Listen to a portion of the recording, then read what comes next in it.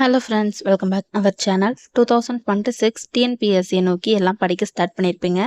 நானுமே படிக்க ஸ்டார்ட் பண்ணிட்டேன். டிஎன்பிஎஸ்சி படிக்கிற ஆஸ்பிரண்ட்ஸுக்கு முக்கியமான விஷயம் சிலபஸ் நம்ம கையில் கண்டிப்பாக இருக்கணும். சிலபஸ் இருந்தால் தான் நம்ம எப்படி படிக்கிறோம், என்ன படிக்கிறோம், எதெல்லாம் படிக்கிறோங்கிற ஒரு ஐடியாவே நமக்கு கிடைக்கும். இந்த சிலபஸில் நமக்கு ஃபஸ்ட் இருக்கிறது தமிழ்லேருந்து 100 கொஷின்ஸ் கேட்பாங்க. இதுவுமே ஆல்ரெடி எல்லாருக்கும் தெரியும். மொத்தமாக 200 கொஷினில் பாதி கொஷின் 100 தமிழ்லேருந்து தான் வருது. இதுக்கு முன்னாடி வரைக்கும் தமிழில் 90+ போடுறதுங்கிறதுக்கான வழி நமக்கு தெரியும், எப்படி படித்தா மார்க் எடுக்கலாங்கிறது. ஆனால் இப்போ நடந்து முடிஞ்ச 2025 குரூப் 4 அண்ட் குரூப் 2 எக்ஸாம்லேருந்து நம்ம பார்க்கும்போது தமிழுக்கு நம்ம படிக்கக்கூடிய ஸ்ட்ராட்டஜியை மாற்றி தான் ஆகணும். ஏன்னா சிலபஸ் மாற்றுறதுக்கு முன்னாடி வரைக்கும் நிலவரம் எப்படி இருந்ததுன்னா, தமிழ் படிக்கணும்னா அட்டை டு அட்டை படிக்கணும். 6th to 12th தமிழ் புக்கில் வந்து பார்த்திங்கன்னா new book and old book வந்து அட்டை டு அட்டை படிப்போம். அந்த மாதிரி படித்தா 90+ வந்து நல்லா படித்தா கண்டிப்பாக எடுக்க முடியும். சிலபஸ் மாற்றினதுக்கு அப்புறமா சிலபஸில் இருக்கிற டாப்பிக்கை புக்கில் எங்கெங்கே கவர் ஆகுதோ 6th to 12th அது வரைக்கும் படித்தா போதும் நினச்சிட்டு போய் நம்ம 2025 எக்ஸாம் அட்டன் பண்ணியிருப்போம். ஆனால் நம்ம நினச்சது அங்கே நடக்கலை. ஏன்னா புக்கில் இருக்க கண்டென்ட் தான் எல்லாமே வந்திருக்குன்னா அப்படின்னு சொல்ல முடியாது. ஏன்னா 100 கொஷினில் புக்கிலேருந்து எவ்வளோ வந்திருக்குன்னா ரொம்ப கம்மியான கொஷின்ஸ் தான் வந்தது. நம்ம படித்ததை வச்சு புரிஞ்சு போடுற மாதிரி அண்டர்ஸ்டாண்டிங் கொஷின்ஸும் நிறைய இருந்தது. அதை தாண்டி அவுட் சோர்ஸ் வந்து நிறையவே போயிட்டாங்க. இந்த அவுட் சோர்ஸ்லாம் பார்க்கும்போது அப்படி என்னதான் அந்த அவுட் சோர்ஸு என்னென்ன புக்ஸு தமிழுக்காக நம்ம பார்க்கணும் அப்படின்னு பார்த்தீங்கன்னா, ஒரு 16 விதமான புக்ஸ் இருக்குது. ஒரு டாபிக்ஸ்க்குமே டோட்டலாக மிக்ஸ் பண்ணி ஒரு 16 புக்ஸ் இருக்குது. என்னென்ன புக்ஸ்ன்னு பார்த்தாலாம், ஃபஸ்ட்டு வந்து இளங்குமரனுடைய தமிழ் வளம், அடுத்து மரபு தொடர் அகரவரிசை, மயங்கொலி சொல் அகராதி, பழமொழி 400, ஆட்சி சொல் அகராதி, அதுக்கப்புறம் அயர் சொல் அகராதி, தமிழை பிரித்து எழுதுவோம், நல்ல தமிழ் எழுத வேண்டுமா, பயன்முறை தமிழ் அகராதி, தமிழ் பழமொழிகள் ஜெகநாதந்து, அப்புறம் தமிழ் இலக்கிய தகவல் களஞ்சியம் தேவிரா புக்கு, நவீன் தமிழ் அகராதி, தொல்காப்பியம், நன்னூறு, பாவனார் தமிழ் களஞ்சியம். இதெல்லாம் எனக்கு சொல்கிறதுக்கே நிஜமாக மூச்சு வாங்குதுங்க. 16 புக்கு. இவ்வளோ புக்கு நினச்சாவே நிஜமாக தலை சுற்றுது. ஆனால் வேறு வழி கிடையாது. ஏன்னா நம்ம 2025 எக்ஸாம் அட்டன் பண்ணும்போது எல்லாருக்குமே அந்த எக்ஸாம் புதுசாக இருந்தது. அதனால டாப் மார்க்குன்னு பார்த்தாவே 80+ போட்டிருக்காங்க. என்னதான் கஷ்டமாக வந்தாலும் எடுத்திருக்காங்க. ஸ்கூல் புக்ஸ் மட்டும் படிச்சுட்டு போய் ஓரளவுக்கு அட்டன் பண்ணி 80+ போட்டுட்டாங்க. இப்போ 2026 நிலவரப்படி இப்படி தான் கொஷின் இருக்கும் போது நமக்கு தெரிஞ்சிருச்சு. அப்போது நம்ம வெறும் ஸ்கூல் புக்ஸை மட்டும் நம்பி போனால் நம்ம 60, 70 எடுக்கிறதே கஷ்டம். இப்போ எல்லாருமே அவுட் சோர்ஸ் வந்து படிக்க ஆரம்பிச்சிட்டாங்க. எனக்கு தெரிஞ்சு அவுட் சோர்ஸ் என்ன, எங்கேருந்து கொஷின்ஸ் கேட்டிருக்காங்க எல்லாமே அலசி ஆராய்ஞ்சு லிஸ்ட் பண்ணி படிக்க ஆரம்பிச்சிட்டாங்க. இதில் நம்ம மட்டும் படிக்காமல் இருந்தோம்னா 26ல் வந்து நம்மளுடைய நிலமை வந்து கஷ்டம்தான். அதனால் அவுட் சோர்ஸ் வந்து நம்ம படிக்க தான் செய்யணும், வேறு வழி கிடையாது. இப்போ தமிழுக்கு நம்ம ஸ்ட்ராட்டஜி ஃபாலோ பண்ணலான்னா, ஸ்கூல் புக்ஸு சிலபஸ் டாபிக்ஸ்க்கு என்னென்ன கவர் ஆகுதோ அந்த ஸ்கூல் புக்ஸை பார்த்துக்கலாம். பிவைக்யூ ப்ளஸ் அவுட் சோர்ஸ் இதெல்லாம் பண்ணால் மட்டும்தான் நம்மளால் தமிழில் ஒரு 85+ 90 கிட்ட நம்மளால் தொட முடியும். ஏன் அந்த அளவுக்கு மார்க் எடுத்தால் தான் நம்மளால் எக்ஸாம்ஸை கிளியர் பண்ண முடியும். அதுக்காக தான்.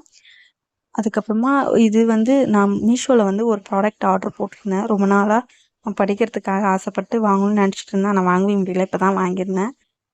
இது வந்து ஒரு ஸ்டடி டேபிள் தான் நான் ஆர்டர் பண்ணியிருந்தேன். இந்த வீடியோவை ஃபுல்லாக ஸ்கிப் பண்ணாமல் பாருங்கள். லாஸ்ட்டு அந்த அவுட் சோர்ஸை பற்றி பிடிஎஃப்ஸ்லாம் நான் சொல்கிறேன். இந்த ஸ்டடி டேபிள் வந்து அரௌண்ட் 300 கிட்ட வந்துருந்தது. நிறைய கலர்ஸ் அவைலபிளாக இருந்தது. எனக்கு இந்த பிளாக் கலர் பிடிச்சிருந்தது, ஒரு மேட் ஃபினிஷில். இது பெய்ட் ப்ரமோஷன்லாம் கிடையாது. நான் வாங்கினேன்.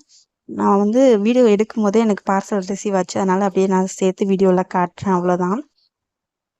நிறைய பேர் வந்து ஸ்டடி டேபிள்ஸ்லாம் வச்சுருப்பீங்க. எனக்கும் வாங்கணும்னு ஆசையாக இருந்தது. ப்ளஸ் வந்து நம்ம நோட்ஸ் எடுக்கிறதுக்கு நிறைய தேவைப்படும். எழுதுறதுனால கீழே குனிஞ்சுக்கிட்டு எழுதுறது கொஞ்சம் கஷ்டமாக இருக்குது. சரி, ஒரு டேபிள் இருந்தால் கொஞ்சம் நல்லாயிருக்கும் அப்படின்றதுனால தான் ஆர்டர் போட்டிருந்தேன். இது எப்படி இருக்குன்னு சொல்லுங்கள். இந்த கலர் அந்த டிசைன்ஸ் இதெல்லாம் உங்களுக்கு பிடிச்சிருக்காங்கிறதையும் கமெண்ட்டில் சொல்லுங்கள். இதெல்லாம் பார்க்க சின்ன பிள்ளைத்தனமாக தான் இருக்குது. எல்லாருக்குமே ஒரு ஆசைகள் இருக்கும்ல. எனக்குமே நிறைய சின்ன சின்ன ஆசைகள் இருக்குது. அதில் ஒரு ஆசை இப்போ நிறைவேறிடுச்சு. அடுத்து ஒரு ஸ்பெஷல் ஐட்டம் ஒன்று வாங்கியிருந்தேன். ஒரு motivational guide, focus on the goal. நல்லா இருந்தது பார்க்கவே. இது நம்ம பார்க்கும்போது ஒரு மோட்டிவேஷனாக நமக்கு இருக்கும். நம்ம படிக்கிற ஸ்பேஸில் இது வச்சு நம்ம பார்க்கும்போது கொஞ்சம் என்கரேஜிங்காக மோட்டிவேட்டிங்காக இருக்குங்கிறதுனால இதுவுமே வாங்கியிருந்தேன். இதுவுமே எப்படி இருக்குது, நல்லா இருக்காங்கிறத கமெண்ட்டில் சொல்லுங்கள். நிறைய பேருக்கு நிறைய ஆசை இருக்குங்க. நம்ம எவ்வளோ தான் வளர்ந்துருந்தாலும் மெச்சூராக இருந்தாலுமே இந்த சின்ன சின்ன விஷயங்கள் நமக்கு மனசுக்கு வந்து ஒரு நிம்மதியை கொடுக்கும். சரி, okay. Come to the topic. இப்போ அவுட் சோர்ஸ் பற்றி தான் நம்ம பார்த்துட்ருக்கோம். ஒரு 16 புக்ஸ் சொல்லிட்டோம் இல்லையா? இந்த 16 புக்ஸ் எங்கே வாங்கலாம், எப்படி வாங்கலாம்னு யோசிச்சிங்கன்னா, இதெல்லாம் வாங்கலாம் முடியாது. ஏன்னா இந்த புக்கில் இப்போ லேட்டஸ்ட்டாக பிரிண்ட் போட்டு நமக்குலாம் கொடுக்க மாட்டாங்க. ஏன்னா இதெல்லாம் வந்து ரொம்ப ஓல்டு எடிஷனான புக்ஸு. நமக்கு புக்ஸு பார்த்துருந்தாவே தெரிஞ்சிருக்கும் தமிழுக்கு விஷயம் எங்கெங்கெல்லாம் எடுத்திருக்காங்கன்னு. ஓலைச்சுவடி லெவலுக்கெல்லாம் போயிட்டாங்கன்னு சொல்லியிருப்பாங்க. ஆனால் அந்த புக்ஸ் எல்லாம் இருக்குது. ஆனால் இதெல்லாம் நம்ம பார்த்துருக்க கூட மாட்டோம். இப்படிலாம் ஒரு புக் இருக்கான்னு எனக்கே சீரியஸாக இப்போ தான் தேட ஆரம்பிக்கும் போது தான் தெரியுது. சரி, இந்த புக்குக்கெலாம் எப்படி படிக்கலாம், என்ன மாதிரி, எங்கே இந்த பிடிஎஃப்லாம் கிடைக்கும்னா, பிடிஎஃப் வந்து டவுன்லோட் பண்ணி நான் வச்சுருக்கேன். உங்களுக்கு வேணும்னா பிடிஎஃப்னு கமெண்ட் பண்ணுங்கள், உங்களுக்கு நான் டேரெக்டாகவே சென்ட் பண்ணிடுறேன். ஸோ இந்த பிடிஎஃப்பை பார்த்து நம்ம படிச்சுக்கலாம். இந்த பிடிஎஃப்பில் இருக்க எல்லா பிக்சர்ஸும் படிக்கணுமா, எல்லாமே கரைச்சி குடிக்கணுமானா அப்படியெல்லாம் கிடையாது. உங்களுக்கு தேவையானது சிலபஸ் ஓரியன்டாக என்னென்ன கவர் ஆகுதோ அதை மட்டும் பார்த்துக்கிட்டாவே போதும். நீங்கள் படிக்கும் போதே சிலபஸில் ஒரு டாபிக் படிக்கிறீங்கன்னா ஸ்கூல் புக்கில் ஃபஸ்ட்டு முடிச்சுட்டு ப்ளஸ் அந்த அவுட் சோர்ஸையும் ஒரு கிளான்ஸ் பார்த்துட்டு பிவிக்யூவை பார்த்துக்கோங்க. இப்படி தான் நம்ம வந்து படித்தாகணும், வேறு வழி கிடையாது. நெக்ஸ்ட் வந்து டெஸ்ட் பேட்ச். லாஸ்ட் வீடியோவில் டெஸ்ட் பேட்ச் பற்றி நான் சொல்லியிருப்பேன். எனக்கு ரொம்ப கன்ஃபியூசிங்காக இருக்குது, எந்த பேட்ச் ஜாயின் பண்ணுறது தெரியல அப்படின்னு. நான் வந்து கிஷோபா தான் ஃபாலோ பண்ணியிருந்தேன். லாஸ்ட் இயர் பெய்ட் பேட்ச் தான் ஜாயின் பண்ணியிருந்தேன். இப்போ நம்ம வந்து ஒரு டெஸ்ட் பேட்ச் ஜாயின் பண்ணணும்னு முடிவு பண்ணிட்டேன். நான் துரோணா சேனலில் வந்து ஃபாலோ பண்ணலான்ற மாதிரி தான் முடிவு எடுத்திருந்தேன். லாஸ்ட் மினிட் வரைக்கும் அங்கே தான் ஜாயின் பண்ணணும்னு நினச்சிட்டு இருந்தேன். ஆனால் கடைசியில் நான் வந்து சேர்ந்தது வேறு ஒன்று. அதை பற்றி நான் நெக்ஸ்ட் வீடியோவில் சொல்கிறேன், எந்த பேட்ச் ஜாயின் பண்ணியிருக்கேன் அப்படிங்கிறத பற்றி. இப்போ இந்த 16 பிடிஎஃப்பை வந்து நான் உங்களுக்கு ஷோ பண்ணுறேன். எல்லாமே ஒன்றும் எடுத்தாவே 200 பேஜ், 300 பேஜ், ஒன்று 1000, 1500 இந்த மாதிரி ஒரு பிடிஎஃப்க்கு தகுந்த மாதிரி இருக்குது. நான் முன்னாடியே சொன்ன மாதிரி சிலபஸ்க்கு தகுந்த மாதிரி உங்களுக்கு எது தேவையோ சிலபஸ் ஓரியன்டாக இருக்கிறத பார்த்து தேவையானதை மட்டும் கிளப் பண்ணி பார்த்துக்கோங்க போதும். ஃபஸ்ட்டு நான் உங்களுக்கு காட்டுறது வந்து பாவனாருடைய தமிழ் களஞ்சியம், அந்த பிடிஎஃப் தான். இதுக்கு முன்னாடியே வந்து இளங்குமரனுடைய தமிழ் வளம் பிடிஎஃப் பிரித்தெழுதுக சேர்த்தெழுதுகிறதுக்காக நம்ம அதை படிக்கணும். அதை பற்றி வீடியோஸ் நான் ஷேர் பண்ணியிருக்கேன். பார்க்காதவங்க அந்த வீடியோஸுமே பார்த்துக்கோங்க. நெக்ஸ்ட்டு பார்க்குறது வந்து பயன்முறை தமிழ், இந்த பிடிஎஃப். இதில் பார்த்திங்கன்னா இந்த கலை சொற்கள்லாம் இருக்கும். இங்கிலீஷில் ஒரு வேர்ட் கொடுத்துட்டு தமிழில் கேட்பாங்களே அந்த மாதிரி. அடுத்து நம்ம பார்க்குறது வந்து பழமொழி 400 பழமொழிகள் கொடுத்துருப்பாங்களே அதுக்கான பிடிஎஃப் தான் இது. ஒரு பிடிஎஃப்னு நினச்சாவே தலை தான் சுற்றுது. ஆனால் வேறு வழி இல்லை, என்ன பண்ணுறது, படித்து தான் ஆகணும். அடுத்து மரபு தொடர் அகரவரிசை, இந்த பிடிஎஃப் பாருங்கள். ஒரு பிடிஎஃபாக பொறுமையாக பாருங்கள், எப்படி கொஷின்ஸ் கேட்டிருக்காங்க, எங்கெங்கே வந்து கேட்டிருக்காங்கன்னு எல்லாமே நீங்கள் செல்ஃபாக அனலைஸ் பண்ணுங்கள். அதுக்கப்புறம் படிக்கிறத பற்றி யோசிங்க. எனக்கு என்ன வருத்தம்னா, இதுக்கு முன்னாடியே ஈஸியாக இருந்தது. ஈஸின்னு இல்லை, எப்படி படிக்கணும், எப்படி படித்தா மார்க் ஸ்கோர் பண்ணலாங்கிற மாதிரிலாம் நமக்கு தெரிஞ்சுது. ஸ்கூல் புக்ஸை மட்டும் நம்பி போயிட்டுருந்தோம். அந்த மாதிரி டைம்லேயே இன்னும் கொஞ்சம் ஹார்ட் ஒர்க் பண்ணி டைம் வேஸ்ட் பண்ணாமல் படிச்சிருக்கலாம் போல் அப்படின்ற மாதிரி எனக்கு தோணுது. இப்போ இந்த 2025 இப்போ என்னடானா எதாவது படிக்கணுங்கிறதே தெரியாத அளவுக்கு அவுட் சோர்ஸ் அவ்வளோ கொட்டி கிடக்குது. இதுக்கு முன்னாடி வந்து தேவரா புக்கு தான் அவுட் சோர்ஸ்க்குன்னு சொல்லுவாங்க தமிழுக்கு.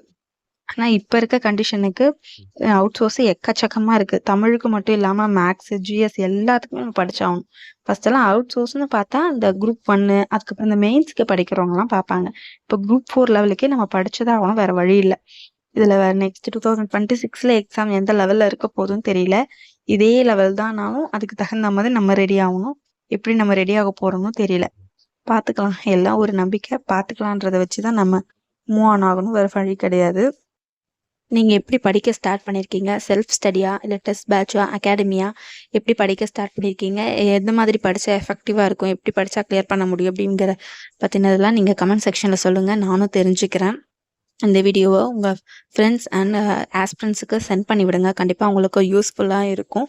நம்ம சேனலை சப்ஸ்கிரைப் பண்ணாமல் பார்த்துட்டு இருந்தீங்கன்னா சப்ஸ்கிரைப் பண்ணிக்கோங்க. நிறைய பேர் சப்ஸ்கிரைப் பண்ணாமல் தான் வீடியோஸ் பார்த்துட்ருக்கீங்க, சப்ஸ்கிரைப் பண்ணிக்கோங்க. வீடியோக்கு ஒரு லைக் பண்ணிக்கோங்க கண்டிப்பாக. அதுக்கப்புறமா டெலகிராம் சேனலில் கண்டிப்பாக ஆட் ஆகிக்கோங்க. ஏன்னா டெலகிராம் சேனலில் நிறைய நான் பிடிஎஃப்ஸ்லாம் அனுப்பிச்சிருக்கேன். அவுட் சோர்ஸ்க்கு தமிழுக்கு தனியாக ஒரு பிடிஎஃப் அனுப்பிச்சிருக்கேன், அதுக்கப்புறம் மேக்ஸுக்கு அதெல்லாம் அனுப்பிச்சிருக்கேன். நெக்ஸ்ட் அப்கமிங் வீடியோஸில் ஜிஎஸ் பற்றினா அவுட் சோர்ஸ் வந்து நான் சர்ச் பண்ணிகிட்ருக்கேன், அதை பற்றியுமே வீடியோஸ் நான் கொடுக்குறேன். டெஸ்ட் பேட்ச் பற்றியுமே நான் நெக்ஸ்ட் வீடியோவில் சொல்கிறேன். உங்களுக்கு எக்ஸாம் ரிலேட்டடாக ஏதாவது டவுட்ஸ் ஏதாவது கேட்கணுன்னா கமெண்ட் செக்ஷனில் கேளுங்க, இல்லைனா தனியாக இன்ஸ்டாகிராமில் டிஎம் பண்ணி கூட கேளுங்க. எனக்கு தெரிஞ்சதுன்னா உங்களுக்கு சொல்கிறேன். நெக்ஸ்ட் ஒரு வீடியோவில் பார்க்கலாம். தேங்க்ஸ் ஃபார் வாட்சிங்.